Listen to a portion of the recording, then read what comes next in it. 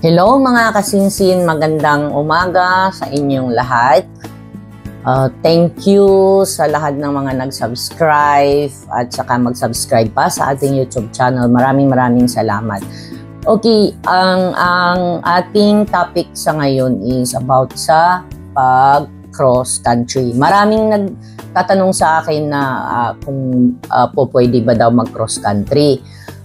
Guys, hindi advisable ang mag-cross country by right. Kasi kailangan nating magkaroon ng record sa ating gobyerno sa Pilipinas, sa POAA, let's say, OWA, ganun.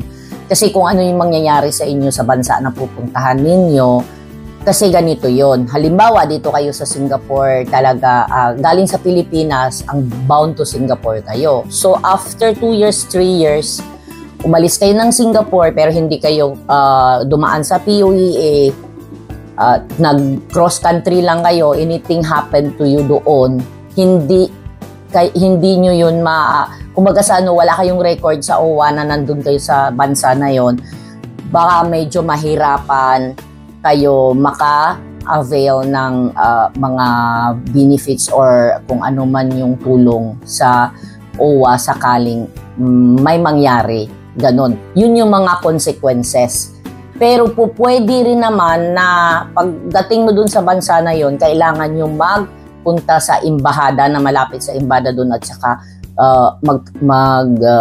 parehistro kayo doon. Ganon. Halimbawa, mag-submit kayo ng kayo ng kontrata ninyo, let's say. Kasi mayroon yung nangyari dito na pumunta siya dito. Then after that, nakahanap siya ng work.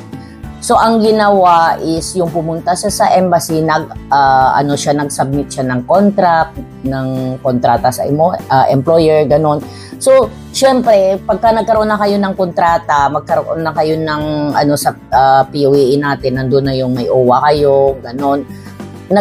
Magkaroon na kayo ng record. So, be safe na lang, medyo anuhin natin ang mga bagay na kailangan, hindi yung iisipin natin yung madalian lang.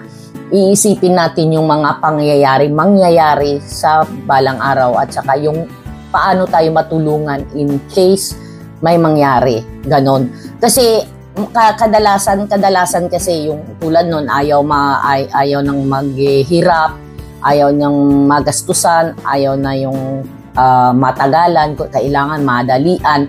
So,